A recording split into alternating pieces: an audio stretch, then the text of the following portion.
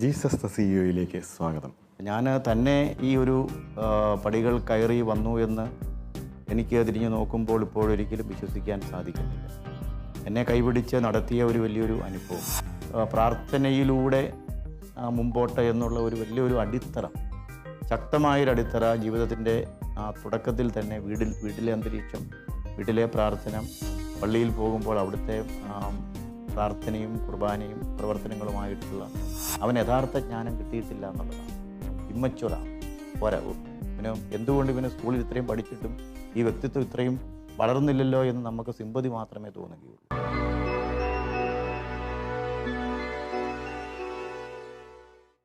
ഇന്നത്തെ നമ്മുടെ അതിഥി MG university vice chancellor doctor Babu സെബാസ്റ്റ്യനാണ്. അദ്ദേഹത്തിൻ്റെ കുടുംബം ഇന്ന് നമ്മോടൊപ്പമുണ്ട്. സ്വാഗതം. സാറിൻ്റെ കുടുംബത്തെ ഒന്ന് പരിചയപ്പെടുത്താമോ? ഭാര്യ ഡോക്ടർ ലിസി ജോസഫ്, മൂവാറ്റുപുഴ നിർമ്മല കോളേജിൽ മലയാള വിഭാഗത്തിൽ അധ്യാപികം, റിസർച്ച് ഗൈഡ് ആയിട്ട് പ്രവർത്തിക്കുന്നു. പിന്നീട് പിന്നെ ഉള്ളത് ഞങ്ങൾക്കൊരു മോനാണുള്ളത്. മോന് ചെന്നൈയിൽ പഠിക്കുകയാണ്. ചെന്നൈയിലെ AIT കോളേജിലും BSc വിഷ്വൽ സയൻസ്, വിഷ്വൽ കമ്മ്യൂണിക്കേഷനിലും അവൻ്റെ ഡിഗ്രി പഠിച്ചുകൊണ്ടിരിക്കുന്നു. അപ്പം ഇത് ഇത്രയും ആളുകളടങ്ങിയതാണ് എൻ്റെ കുടുംബം. ഇനി മാഡത്തോടൊരു ചോദ്യം തന്നെയാവട്ടെ. ഡോക്ടർ ബാബു സെബാസ്റ്റ്യൻ എന്ന MG യൂണിവേഴ്സിറ്റി വൈസ് ചാൻസലർ അദ്ദേഹത്തിൻ്റെ പ്രവർത്തന മേഖലയിൽ കഴിവ് തെളിയിച്ചു കഴിഞ്ഞു. അദ്ദേഹം ഒരച്ഛൻ എന്ന നിലയിൽ, ഒരു ഭർത്താവ് എന്ന നിലയിൽ, ഒരു കുടുംബനാഥൻ എന്ന നിലയിൽ എങ്ങനെയാണ് വീട്ടിൽ ഒരച്ഛൻ എന്ന നിലയിൽ, ഒരു കുടുംബനാഥൻ എന്ന നിലയിൽ, ഒരു ഭർത്താവ് എന്ന നിലയിൽ ഡോക്ടർ ബാബു സെബാസ്റ്റ്യന് മാഡം എത്ര മാർക്ക് കൊടുക്കും? ഞാൻ 95 മാർക്ക് കൊടുക്കും. ഒന്ന് വിശദമാക്കാമോ? ഞാൻ കല്യാണം കഴിച്ചു വരുന്ന സമയത്ത് തൊട്ട് തന്നെ ഒരു സാമൂഹിക പ്രവർത്തനങ്ങളിലൊക്കെ ഏർപ്പെട്ടിരുന്ന ഒരാളാണ്.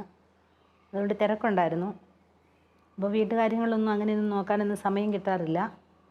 പക്ഷേ അതുകൊണ്ട് അന്ന് തൊട്ടേ അങ്ങനെ അഡ്ജസ്റ്റ് ചെയ്തതായിരിക്കാം. എനിക്കതിനകത്തൊന്നും ഒരു പ്രശ്നമില്ല. പിന്നെ അദ്ദേഹം ഏർപ്പെടുന്ന മേഖലകളിലെല്ലാം അദ്ദേഹം വിജയം വരിക്കാറുണ്ട്. അങ്ങനെ വിജയം വരിക്കുന്നതിൽ എനിക്ക് ഒരുപാട് സന്തോഷമുണ്ട്. ഞാനതിൽ തൃപ്തയാണ്. അദ്ദേഹം കൂടുതൽ അദ്ദേഹത്തിൻ്റെ പ്രവൃത്തി മണ്ഡലത്തിൽ കൂടുതൽ സമർത്ഥനും കൂടുതൽ പ്രസിദ്ധനും ഒക്കെ ആയിത്തീരണമെന്നാണ് ഞാൻ ആഗ്രഹിക്കുന്നത്. എനിക്കത് ഒത്തിരി സന്തോഷമുള്ള കാര്യമാണ്. ആ നിലയിൽ എനിക്ക് ബാബു സെബാസ്റ്റ്യൻ എന്ന ഭർത്താവിനെ ഞാൻ 95% മാർക്ക് കൊടുത്ത് പ്രോത്സാഹിപ്പിക്കും. 5% നമ്മൾ ഈ പണ്ടുള്ളവർ പറയാറില്ലേ, ചട്ടിയും കലമൊക്കെ ആകുമ്പോൾ തട്ടിമുട്ടിയിരിക്കുമെന്ന്. അപ്പോൾ അങ്ങനെ തട്ടിമുട്ടിയിരിക്കുന്നത് കൊണ്ട് ഞാൻ 5% കുറച്ചതാണ്. അല്ലാതെ അതിനകത്തൊരു പൂർണ്ണത കുറവ് എന്ന് പറയാൻ പറ്റില്ല. അച്ഛൻ എന്ന നിലയിൽ മകൻ്റെ കാര്യങ്ങളൊക്കെ നോക്കാൻ ഒരുപാട് സമയമൊന്നും കിട്ടാറില്ല. അവനെ നോക്കുന്നതൊക്കെ ഞാനായിരുന്നു കൊച്ചിയിലെയൊക്കെ. പക്ഷേ അതൊന്നും അദ്ദേഹത്തിൻ്റെ സാമർഥ്യം തെളിയിക്കേണ്ട സന്ദർഭങ്ങളിലെല്ലാം അദ്ദേഹം ഒരു നല്ല സമർത്ഥനായ ഒരു വ്യക്തിയായിട്ടാണ് നിലനിന്നത്, അല്ലെങ്കിൽ വളർന്നുകൊണ്ടിരിക്കുന്നത്. അതുകൊണ്ട് ഞാൻ അദ്ദേഹത്തിൻ്റെ പ്രസിദ്ധിയിലും അദ്ദേഹത്തിൻ്റെ ജോലി നല്ല ഉത്തരവാദിത്തോടു കൂടി ചെയ്യുന്നതിലുമൊക്കെ എനിക്ക് ഒത്തിരി സന്തോഷമുണ്ട്. മേലിലും അദ്ദേഹം ഇതിന് കഴിഞ്ഞ് വലിയ ആളായി തീരണമെന്നാണ് ഞാൻ സ്വപ്നം കാണുന്നത്. ഇതേ ചോദ്യം തന്നെ ഞാൻ സാറിനോടൊന്ന് തിരിച്ചു ചോദിക്കുകയാണ്. ഏതൊരു പുരുഷൻ്റെയും വിജയത്തിന് പിന്നിൽ ഒരു സ്ത്രീ ഉണ്ടാകും. മാഡം ഇപ്പോൾ പറഞ്ഞു കഴിഞ്ഞു, മാഡം സാറിന് നല്ല സപ്പോർട്ടാണ് തരുന്നത്. ആ സപ്പോർട്ടിനെ, അല്ലെങ്കിൽ ഒരു ഭാര്യ എന്ന നിലയിൽ സാർ മാഡത്തിന് എത്ര മാർക്ക് കൊടുക്കും? ഒരു ഭാര്യ എന്ന നിലയിൽ ഞാൻ ലിസിക്ക് 100-ൽ 101 മാർക്ക് ആണ് കൊടുക്കുന്നത്. കാരണം ഞങ്ങളുടെ വിവാഹ സമയത്ത് ഞാൻ വെറും MA പഠിച്ചതിന് ശേഷം സെൻറ് തോമസ് കോളേജിൽ അധ്യാപകനായിട്ട് ജോലി നോക്കുകയാണ്. PhDക്ക് വേണ്ടി രജിസ്റ്റർ ചെയ്തിട്ട് മാത്രമേ ഉണ്ടായിരുന്നുള്ളൂ. അപ്പം വെറും MAക്കാരനായിട്ടാണ് സത്യത്തിൽ ഞങ്ങളുടെ ഒരു കുടുംബജീവിതം ഞങ്ങൾ ആരംഭിച്ചത്. പിന്നീട് ഇവിടെ ഇരുന്നു കൊണ്ട് തന്നെ PhD പൂർത്തിയാക്കുന്നു. അപ്പോൾ അതിന് വലിയൊരു സപ്പോർട്ട്, പിന്തുണ ഉണ്ട്. അപ്പോൾ ഏതു സമയത്തും മറ്റ് പ്രവർത്തനങ്ങളുടെ പിന്നാലെ പോകുന്നതിനുള്ള ഒരു ബലം എന്ന് പറയുന്നത്, ഞാൻ മറ്റു പ്രവർത്തനങ്ങളുടെ പിന്നാലെ പോയാലും വീട്ടിലെ കാര്യങ്ങൾക്കൊന്നും ഒരു കുറവും വരില്ല എന്നുള്ള ഒരു ഉറപ്പാണ്. പിന്നീട് പ്രോത്സാഹനമാണ്. പലപ്പോഴും എനിക്ക് തോന്നാറുണ്ട്, എൻ്റെ പഠനങ്ങളിൽ വിവാഹത്തിന് ശേഷമുള്ള പഠനങ്ങളിൽ സത്യത്തിൽ വിവാഹത്തിന് മുമ്പുള്ള പഠനങ്ങളെക്കാൾ പ്രധാനപ്പെട്ട പഠനങ്ങൾ വിവാഹത്തിന് ശേഷമായിരുന്നു. PhD ഡോക്ടറേറ്റ് എടുക്കുന്നു കേരള യൂണിവേഴ്സിറ്റിയിൽ നിന്ന്. പിന്നീട് നമ്മൾ മാർക്കറ്റിംഗ് മാനേജ്മെൻറ്റിൽ MBA എടുക്കുന്നു. അത് കഴിഞ്ഞ് പോണ്ടിച്ചേരി സെൻട്രൽ യൂണിവേഴ്സിറ്റിയിൽ നിന്ന് ഫോറിൻ ട്രേഡ് MFT മാസ്റ്റർ ചെയ്യുന്നു. ടാറ്റ ഇൻസ്റ്റിറ്റ്യൂട്ടിൽ നിന്ന് PGDCA post graduate diploma computer application എടുക്കുന്നു. അപ്പോൾ ഈ പഠനങ്ങളെല്ലാം നടത്തുമ്പോഴും സത്യത്തിൽ ഇതിൻ്റെ ഒരു പ്രോത്സാഹനം ലിസിയുടെ ഭാഗത്തു നിന്നാണ്. അപ്പോൾ 2003 ഗവൺമെൻറ്റിലേക്ക് പോകാൻ വേണ്ടി ഒരു ചാൻസ് കിട്ടുമ്പോഴും വളരെ കംഫർട്ട് സോണിലാണ്. എനിക്ക് വേണമെങ്കിൽ എൻ്റെ കോളേജിലേക്ക് എനിക്ക് 5 മിനിറ്റ് കൊണ്ട് ഡ്രൈവ് ചെയ്തെത്താവുന്ന അകലത്തിലാണ് ഞാൻ താമസിച്ചിരുന്നത്. ഞങ്ങൾ വളരെ കംഫർട്ടായിട്ട് മോനുമുണ്ട്, ഭാര്യയുമുണ്ട്, ഇങ്ങനെ കഴിയുമ്പോഴും ഇവിടെ നിന്ന് തിരുവനന്തപുരത്തേക്ക് പോകണം. അപ്പോൾ സത്യത്തിൽ ഈ ഫാമിലിയിലൊരു ഞങ്ങൾ രണ്ടുപേരും സത്യത്തിലൊരു 2 സ്ഥലത്തേക്ക് ആവുകയാണ്. പക്ഷെ അങ്ങനെ ആകുമ്പോഴും സത്യത്തിൽ എനിക്ക് ഏറ്റവും വലിയ ഊർജ്ജവും പിന്തുണയും പ്രോത്സാഹനവും നൽകിയത് മറ്റൊരു തൊഴിൽ മേഖലയിലേക്ക് പോകുന്നു. ഒരു കോളേജിൽ അധ്യാപകനായിട്ട് നിൽക്കുന്നു, റിസർച്ച് ഗൈഡായിട്ട് നിൽക്കുന്ന 5-6 PhD പ്രൊഡ്യൂസ് ചെയ്യുന്നതിനപ്പുറത്തേക്ക് ഒരു സ്റ്റേറ്റിൻ്റെ മൊത്തം എഡ്യൂക്കേഷൻ ടെക്നോളജി IT എഡ്യൂക്കേഷൻ്റെ ചാർജ് എടുക്കുകയാണ്. അപ്പോൾ അങ്ങനെ ചാർജ് എടുക്കുമ്പോഴുണ്ടാകുന്ന ഒരു പ്രോത്സാഹനം, ഇവിടുന്ന് പറഞ്ഞയക്കുന്നതിന് കാണിച്ച ഒരു സന്മനസ്, അത് ഒരു ഭർത്താവിൻ്റെ ഒരു ഉയർച്ച ഇതിൽ ഭാര്യയുടെ ഏറ്റവും വലിയൊരു കോൺട്രിബ്യൂഷനുണ്ട്. പിന്നീട് വന്ന 11 വർഷക്കാലം സത്യത്തിൽ സ്റ്റേറ്റ് ഓപ്പൺ സ്കൂളിൻ്റെ charge director, state institute of education ടെക്നോളജിയുടെ ഡയറക്ടർ, IT സ്കൂളിൻ്റെ ഡയറക്ടർ, വിക്ടേഴ്സ് എന്ന് പറഞ്ഞ ചാനലിൻ്റെ ഡയറക്ടർ. അപ്പോൾ ഉത്തരവാദിത്തങ്ങൾ ഭയങ്കരമായ ഉത്തരവാദിത്തങ്ങളാണ്. ഈ ഉത്തരവാദിത്തങ്ങൾക്കിടയിൽ തന്നെ പലപ്പോഴും നമുക്ക് പ്രതിസന്ധികളും പ്രശ്നങ്ങളും വെല്ലുവിളികളും നിരാശാജനകമായ അനുഭവങ്ങളും പ്രതികൂല അനുഭവങ്ങളും ചിലപ്പോൾ കാരണം 19 ലക്ഷം വിദ്യാർത്ഥികൾ, 14,500 സ്കൂളുകൾ, 2.25 ലക്ഷം അധ്യാപകർ, 38 സംഘടനകൾ, അതിനിടയിൽ വരുന്ന ഈ സംഘർഷങ്ങളുണ്ട്, ഏറ്റുമുട്ടലുകൾ വരെയും വരും. ഇൻറ്റേർണലായിട്ടും എക്സ്റ്റേണലായിട്ടും പൊളിറ്റിക്കൽ ചേഞ്ചുകൾ. ഇത് ഈ ഒരു പ്രതിസന്ധികളിലെല്ലാം സത്യത്തിൽ വളരെ ദൃഢനിശ്ചയത്തോടു കൂടി we can and we will എന്നുള്ളൊരു ഉറപ്പ് നൽകിക്കൊണ്ടിരുന്ന സത്യത്തിൽ വൈഫാണ്. ഇടയ്ക്ക് സാധാരണഗതിയിൽ ഞങ്ങൾ ഫോൺ വിളിക്കാറുള്ളത് രാവിലെ വിളിച്ചാൽ പിന്നെ പകലാണ്. അപ്പോൾ ഇടയ്ക്ക് ഞാൻ ഫോൺ വിളിക്കുന്നുണ്ടെങ്കിൽ എന്തെങ്കിലും പ്രതിസന്ധി ഉണ്ടെന്നുള്ളത് മനസ്സിലാകും. അപ്പോൾ ചിലപ്പോൾ പ്രാർത്ഥനയിലൂടെ ആയിരിക്കും. എപ്പോഴൊരു പുറകിൽ നമുക്കൊരു ഊർജ്ജമുണ്ട്. ഇതിനിടയിൽ തന്നെ വീണ്ടും ഒരനുഭവം. 1.5 വർഷം മുമ്പ് MG യൂണിവേഴ്സിറ്റി VC പോസ്റ്റ് വേക്കൻ്റായി ഇടയ്ക്ക് വന്നു. അപ്പോൾ അന്നൊരു പ്രതീക്ഷയുണ്ടായിരുന്നു, ചിലപ്പോൾ കിട്ടിയേക്കാം, കിട്ടാൻ സാധ്യതയുണ്ട്. പരിഗണിക്കപ്പെടുന്നവരിൽ ഒരാൾ ഞാനുമായിരുന്നു. ഏതായാലും അവസാനം എത്തിക്കഴിഞ്ഞപ്പോൾ കിട്ടിയില്ല. അപ്പോൾ കിട്ടിയില്ല, നമ്മളത് അക്സെപ്റ്റ് ചെയ്തു. പിന്നീട് നമ്മുടെ തൊഴിൽ മേഖലയിൽ നമ്മൾ നേരത്തെ കാണിച്ച അതേ ആത്മാർത്ഥതയോടുകൂടി എല്ലാ വ്യക്തിബന്ധങ്ങളും നിർത്തിക്കൊണ്ട് പോകുമ്പോഴും ലഭിക്കുമെന്നും എനിക്ക് ഏറ്റവും കൂടുതൽ പ്രതീക്ഷ നൽകിയതും ഊർജ്ജം നൽകിയതും വൈഫാണ്. സാരമില്ല, തൽക്കാലത്തേക്കാണ്, നമുക്ക് കിട്ടും. പിന്നെ അതിനും പ്രധാനപ്പെട്ടത് വലിയൊരു പ്രാർത്ഥന. അപ്പം നമ്മളുടെ തൊഴിൽ മേഖലയിൽ നമ്മുടെ വ്യക്തിപരമായ കഴിവുകൊണ്ടല്ല നമ്മൾ പലപ്പോഴും വികസിക്കുക. നമ്മുടെ 50%ൻ്റെ അടുത്ത 50% വേറെടുത്ത് നിന്ന് കിട്ടുന്നതാണ്. അപ്പോൾ അതും എപ്പോഴും എനിക്ക് തോന്നുന്നത് വളരെ അൽഫോൻസാമയുടെ വലിയ ഭക്തയാണ്. ഏത് പ്രതിസന്ധി വരുമ്പോഴും കൊന്ത ജപിച്ച് അതിലൊരു വലിയൊരു ഊർജം, പ്രചോദനം, ശക്തി, ഇതെല്ലാം സത്യത്തിൽ ഭാര്യയുടെ പിന്നിൽ നിന്നുള്ള ഒരു സപ്പോർട്ടാണ് ഇത്രയും ജീവിതത്തിൻ്റെ പടികൾ ചവിട്ടി കയറുന്നതിനും ഇപ്പോൾ ഇരിക്കുന്ന പദവികളിലും എന്തെങ്കിലും പ്രതിസന്ധി വരുമ്പോഴും അത്താണി എന്ന് പറയുന്നത് ഏറ്റവും കൂടുതൽ ഞാൻ ഷെയർ ചെയ്യുന്നതും വൈഫുമായിട്ടാണ്. അപ്പോൾ അത്തരം ഒരു സപ്പോർട്ട് ആണ് ജീവിതത്തിൽ ഇത്രയും വളർച്ചയ്ക്ക് കാരണം. മുൻപ് ജോലി ചെയ്തിരുന്ന പ്രവർത്തന മേഖല SIT ഡയറക്ടറായിരുന്നു. ആ പ്രവർത്തന കാലഘട്ടം ഇപ്പോഴത്തെ വൈസ് ചാൻസലർ ജോലിക്ക് എന്തുമാത്രം സഹായമാകുന്നുണ്ട്? സത്യത്തിൽ 11 വർഷം എനിക്ക് ട്രെയിനിങ് തന്നിരുന്നത് ഈ പദവിയിലേക്കുള്ള നമ്മൾ പറയാറുണ്ട് നമ്മൾ ട്രെയിനിങ് പീരീഡാണ്. എന്നെ സംബന്ധിച്ചിടത്തോളം 3-4 ഓഫീസുകൾ ഒരേ സമയത്ത് ചെയ്തതുകൊണ്ട് ഒരു വർക്ക് കൾച്ചർ. അപ്പോൾ അത് ഞങ്ങൾ മാതൃകയായിട്ട് ഞങ്ങൾ കാണുന്നത് ഞങ്ങളുടെ ഹയർ എഡ്യൂക്കേഷൻ സെക്രട്ടറി അബ്രാഹം സാറാണ്, ഡോക്ടർ KM അബ്രാഹം. അപ്പോൾ രാവിലെ 9 മണിക്ക് ആരംഭിക്കുന്ന ജോലി, നമ്മൾ വിചാരിക്കും ഗവൺമെൻറ് ഓഫീസാണ്, രാവിലെ 10:00-ക്ക് കയറി 11 മണിക്ക് കയറിയും 5 മണിക്ക് തീരും, അല്ലെങ്കിൽ 4:30-ക്ക് തീരും, തോന്നിയ വഴിക്ക് പോകാം. ഒരിക്കലുമില്ല. കാരണം നമ്മുടെ ജോലി തുടങ്ങുന്നത് 9 മണിക്കാണ്. രാവിലെ 9-ന് കയറിയാൽ നമ്മൾ പുറത്തിറങ്ങുന്നത് പലപ്പോഴും രാത്രി 10 മണിക്കാണ്. അപ്പോൾ അന്നന്നത്തെ ഫയലുകൾ തീർത്ത് അതിനിടയിൽ തന്നെ ഒരു ദിവസം തന്നെ 8-10 മീറ്റിങ്ങും, അതിനിടയിൽ പല സംഘടനകളുമായുള്ള ചർച്ചകളും, ചിലപ്പോൾ ഏറ്റുമുട്ടലുകളും, സമരങ്ങളും. അപ്പോൾ ഇങ്ങനെ പോകുമ്പോൾ ഒരു ഒരു ഒരു ഒരു അഡ്മിനിസ്ട്രേറ്റീവ് ട്രെയിനിങ് വളരെ സത്യസന്ധമായിട്ട് പറഞ്ഞാൽ ഈ 11 വർഷത്തെ ഗവൺമെൻറ് സർവീസ് നൽകിയിട്ടുണ്ട്. അത് വെച്ച് നോക്കുമ്പോൾ ഇതൊരു ഈ കുറച്ചുകൂടെ ഈ വർക്ക് ലോഡിൽ ഒരു 30% യൂണിവേഴ്സിറ്റിക്കകത്തുള്ളൂ. അതൊരു വലിയൊരു ആശ്വാസമാണ്. സാറ് പറഞ്ഞു ഇപ്പോഴത്തെ പുതുതലമുറയെ സാറ് നന്നായി മനസ്സിലാക്കുന്നു, അവർക്ക് വേണ്ട ഒരു 4 കാര്യങ്ങളിലൂടെ ഉപദേശം എന്ന രീതിയിൽ സാറ് കൊടുത്തു.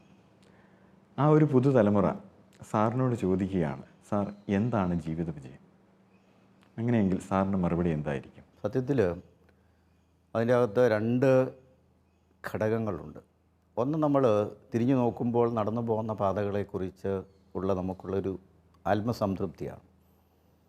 അപ്പോൾ ഒന്ന് റിവൈൻഡ് ചെയ്യുമ്പോൾ നാളെ ഇന്നലെ ഒരവസരം കൂടെ കിട്ടിയാൽ ഞാൻ ഇന്നത് ചെയ്യുമായിരുന്നുവെന്നും ഒരു നഷ്ടബോധം തോന്നിയാൽ, ഇന്നലകൾ എവിടെയോ ചെയ്തപ്പോൾ പാളിപ്പോയി എന്നൊരു തോന്നൽ ഉണ്ടാകാതിരിക്കുക എന്നുള്ളത് ആണ് ഒരു വിജയത്തിൻ്റെ ഒരു ലക്ഷണം എന്ന് പറയുന്നത്. 2, പ്രതീക്ഷിക്കാൻ അകലെ എന്തെങ്കിലും ഉണ്ടാവുക.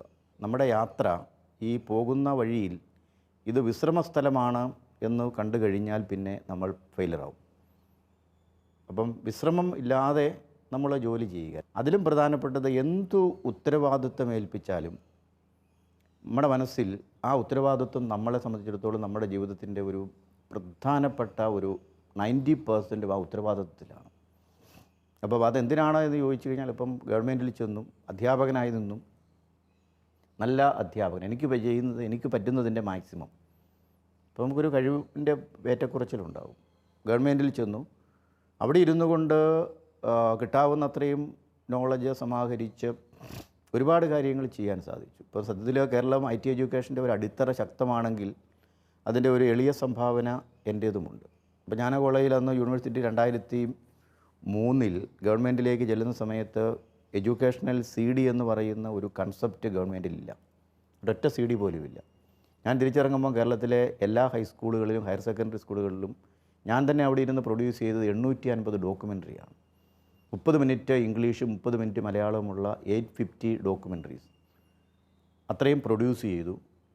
ആ 10 കൊല്ലം കൊണ്ട് ദൂരദർശനിൽ എല്ലാ ദിവസവും രാവിലെ 6:30 മുതൽ 7 വരെ പ്രോഗ്രാം പ്രസൻറ്റ് ചെയ്തു. നമ്മുടെ വിദ്യാഭ്യാസ വകുപ്പിൻ്റെ നമ്മുടെ സെർവറിലേക്ക് ഇൻട്രാക്റ്റീവ് മൾട്ടിമീഡിയ കണ്ടൻറ്റുകൾ ഇന്ത്യയിൽ ആദ്യമായിട്ടാണ് open and free learning portal. ഇതെല്ലാം കേരളത്തിലേക്ക് നമ്മൾ കൊണ്ടുവരികയാണ്. അപ്പം ഒരു പുതിയ അറിവുകൾ വരുന്നു, കാലത്തിനൊപ്പിച്ച് മാറ്റുന്നു. സ്കൂളുകളെ മുഴുവൻ ഒരു നെറ്റ്വർക്കിലേക്ക് കൊണ്ടുവരാൻ വേണ്ടിയിട്ടുള്ള ഒരു ഒപ്റ്റിക്കൽ ഫൈബർ നെറ്റ്വർക്കിനുള്ള പ്രോജക്റ്റ് അത് നമ്മൾ വരുന്നു. കുട്ടികൾക്ക് വേണ്ടിയിട്ടൊരു ചിൽഡ്രൻസ് ഫിലിം ഫെസ്റ്റിവൽ, അത് വേറൊരു റെവല്യൂഷണറി ഡിസിഷനായിരുന്നു. ഓരോ സ്ഥലത്തും 10ഉം 150ഉം പടങ്ങൾ വിദ്യാർത്ഥികൾ നിർമ്മിച്ച് പ്രസൻറ്റ് ചെയ്യുന്ന ഒരു scheme, online teacher training programme. അപ്പം ഈ യൂണിവേഴ്സിറ്റിയിലേക്ക് വന്നപ്പോൾ സത്യത്തിൽ പരിശീലനം എന്ന് പറയുന്നത് അഡ്മിനിസ്ട്രേറ്റീവ് രംഗത്തുള്ള പരിശീലനം മാത്രമല്ല എനിക്ക് കിട്ടിയത്. ഫയലിനെ സംബന്ധിച്ച് ഒരു പ്രഷറിൽ വർക്ക് ചെയ്യുക, ഒരു കാര്യത്തെ സംബന്ധിച്ച് ചിലപ്പോൾ 3 ശക്തികളുണ്ടെങ്കിൽ 3 വ്യത്യസ്ത അഭിപ്രായങ്ങൾ പറയുക. അപ്പോൾ നമ്മൾ ചിന്തിച്ച് നമ്മുടേതായ തീരുമാനമെടുക്കുക. കാരണം ഒരു തീരുമാനമെടുത്തിട്ട് നമ്മുടെ ജോലി കളയാൻ നമ്മൾ ശ്രമിക്കുന്നത് ശരിയല്ല. മുകളിൽ നിന്ന് പ്രഷർ വരും, സജഷൻസ് വരും, ചിലപ്പോൾ നല്ല പ്രഷറായിരിക്കും. പക്ഷേ നമ്മൾ അതിനെ അതിജീവിക്കാൻ സാധിക്കുക എന്ന് പറഞ്ഞത് വലിയൊരു മാനേജ്മെൻറ്റ് സ്കില്ലാണ്. അപ്പോൾ അതെപ്പോഴും നമ്മൾ ആക്ട്, സ്റ്റാറ്റ്യൂട്ട്, റൂള്, റെഗുലേഷൻ, അപ്പോൾ അത് മുറുകെ പിടിച്ചുകൊണ്ട് ദെൻ അതർ സജഷൻസ്.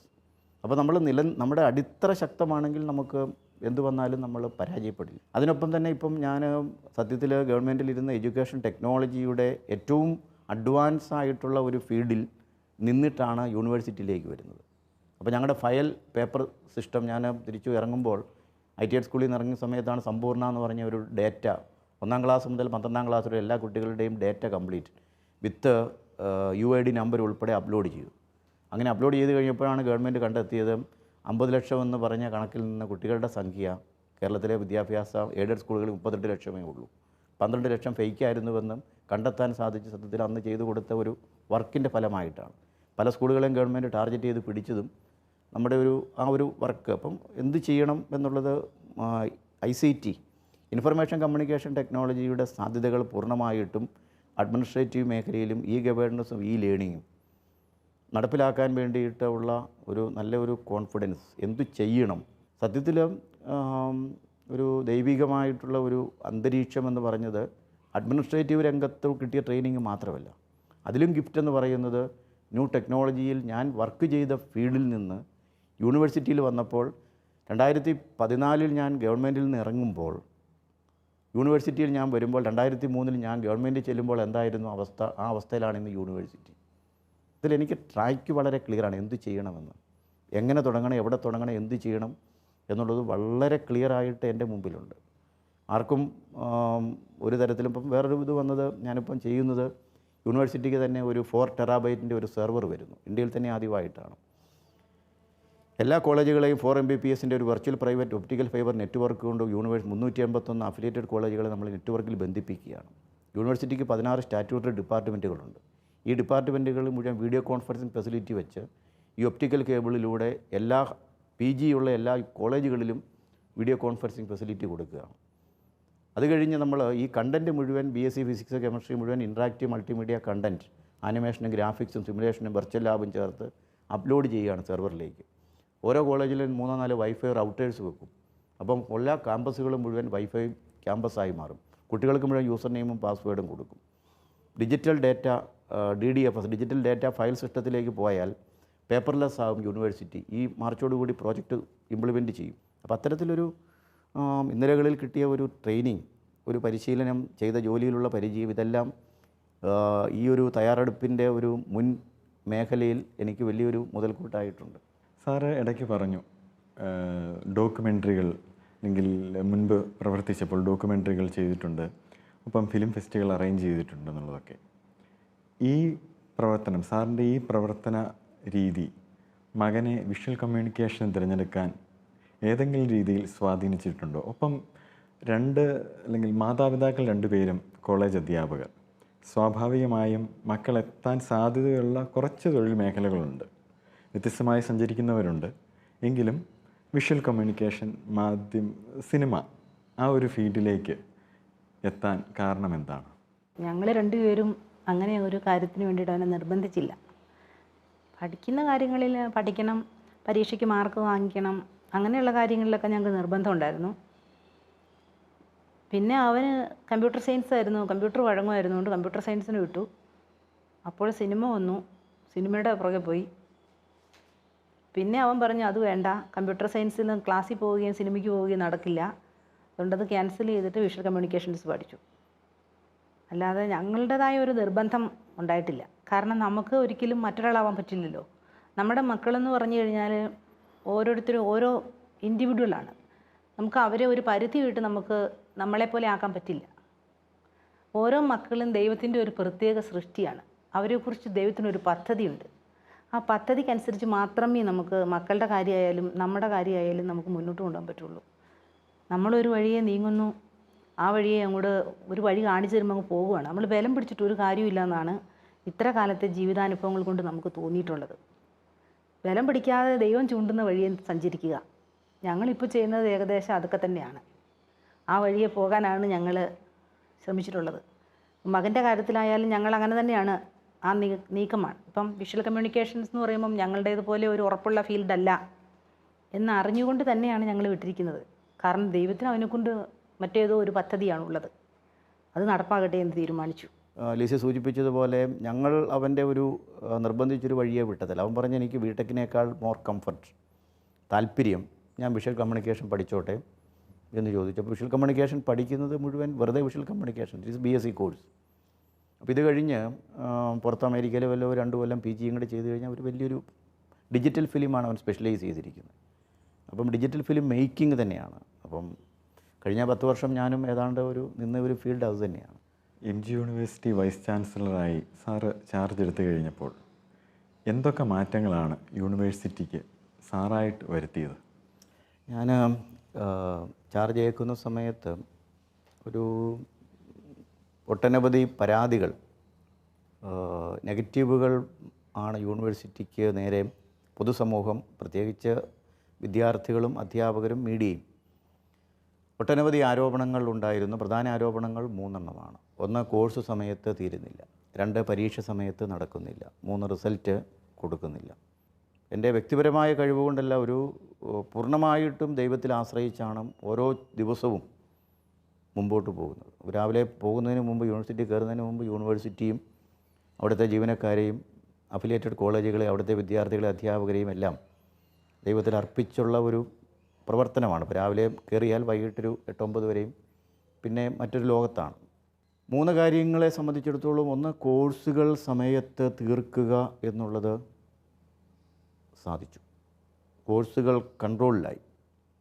ഇപ്പം തീരേണ്ടിയ കോഴ്സ്, സമയത്ത് തീരേണ്ടിയ കോഴ്സുകൾ സത്യത്തിൽ ഡിഗ്രിയുടെ 6ാം സെമ്മും PGയുടെ 4ാം സെമ്മുമാണ് മോസ്റ്റ് ഇമ്പോർട്ടൻറ്റ്. അത് രണ്ടും സത്യത്തിൽ ഇപ്പോൾ നമ്മുടെ നല്ല കൺട്രോളിലാണ്. എപ്പോൾ തീരുമെന്ന് നമുക്ക് ഉറപ്പുണ്ട്. എന്ന് പരീക്ഷ നടത്താൻ സാധിക്കും എന്നുള്ളതാണ് രണ്ടാമത്തെ ചോദ്യം. പരീക്ഷകൾ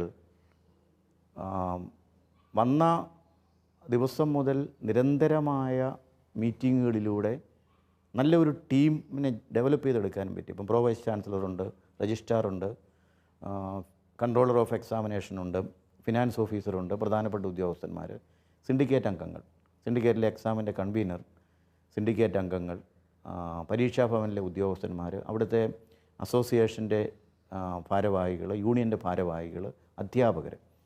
അപ്പം ഇത്രയും പേരെ ഒറ്റ ലക്ഷ്യത്തിലേക്ക് കൊണ്ടെത്തിച്ചെങ്കിൽ മാത്രമേ നമുക്ക് അവിടെ വിദ്യാർത്ഥികൾക്ക് ഫലപ്രദമായി റിസൾട്ട് കൊടുക്കാൻ, സേവനം അനുഷ്ഠിക്കാൻ സാധിക്കുകയുള്ളൂ. കഴിഞ്ഞ ഒരു 3 മാസം കൊണ്ട് ഈ എല്ലാ ആളുകളെയും ഏകലക്ഷ്യത്തിലേക്ക് എത്തിക്കുന്നതിന് ദൈവത്തിൻ്റെ ഒരു സഹായം കൊണ്ട്, കാരുണ്യം കൊണ്ട് സാധിച്ചു. അപ്പം പരീക്ഷ സമയത്ത് നടത്തി.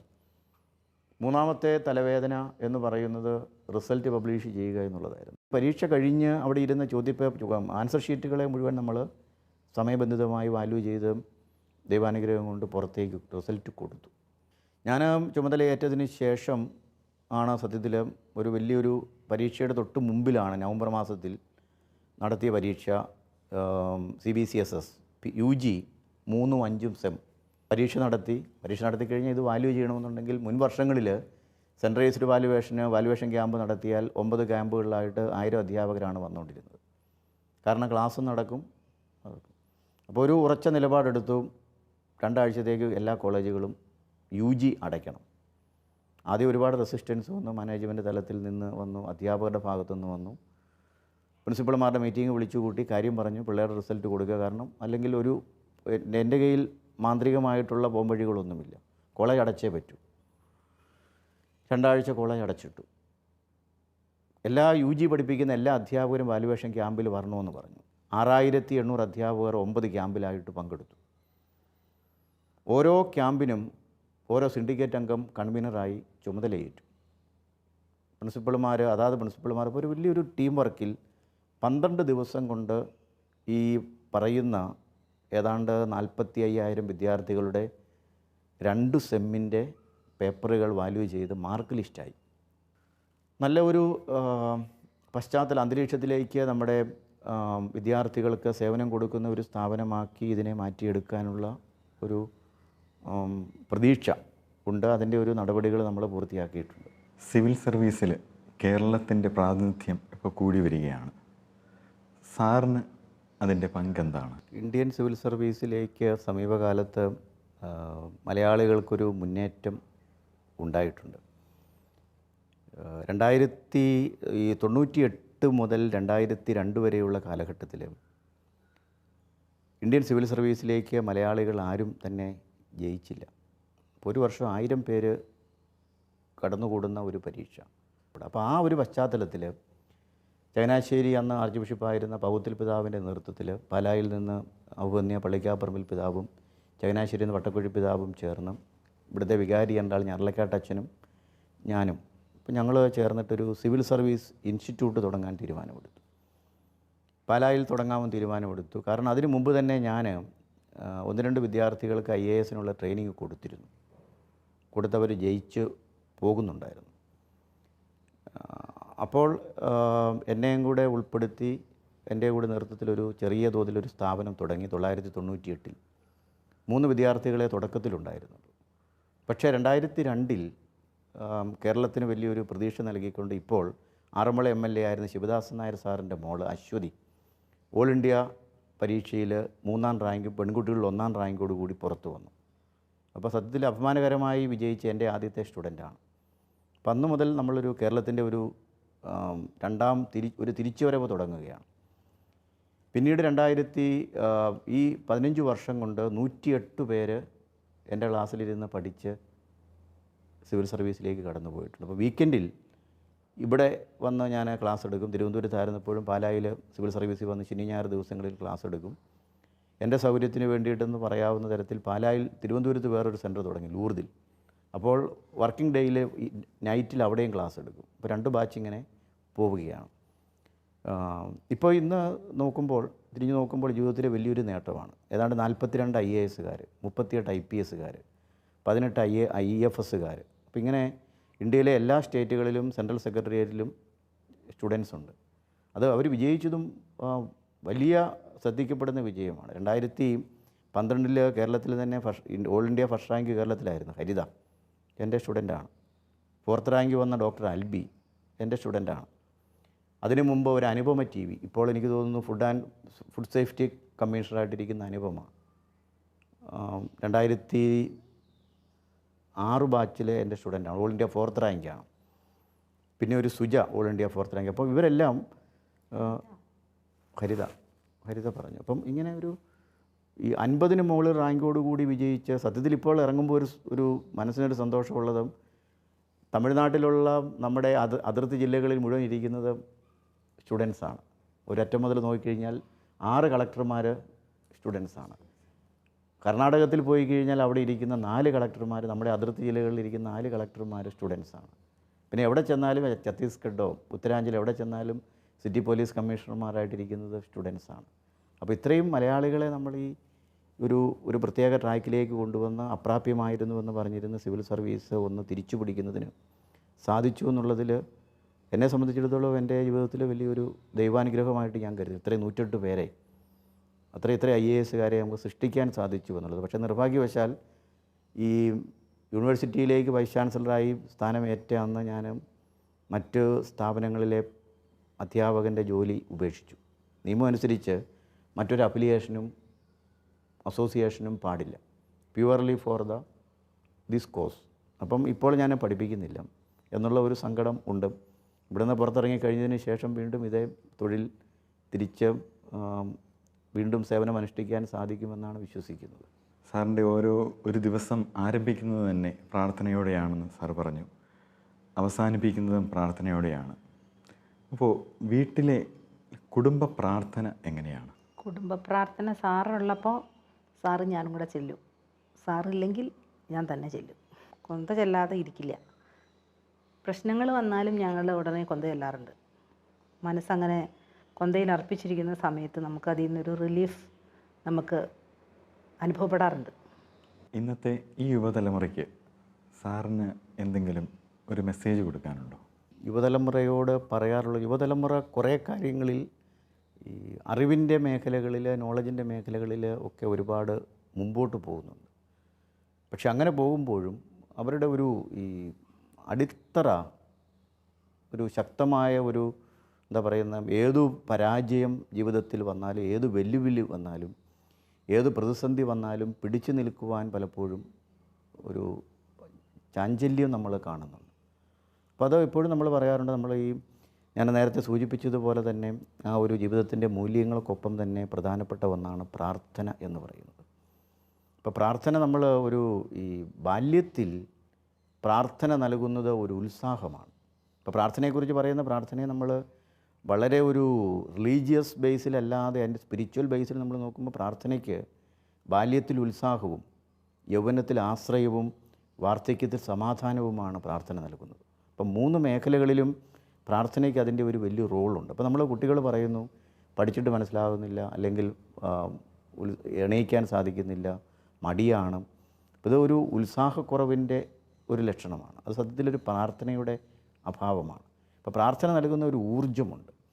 എന്തും ഏത് പ്രതിസന്ധിയെയും തരണം ചെയ്ത് ലക്ഷ്യത്തിലേക്ക് കുതിക്കുന്നതിന് ഉള്ള ഒരു ഊർജം എപ്പോഴും, ഉത്സാഹം നൽകുന്നത് എപ്പോഴും പ്രാർത്ഥനയാണ്.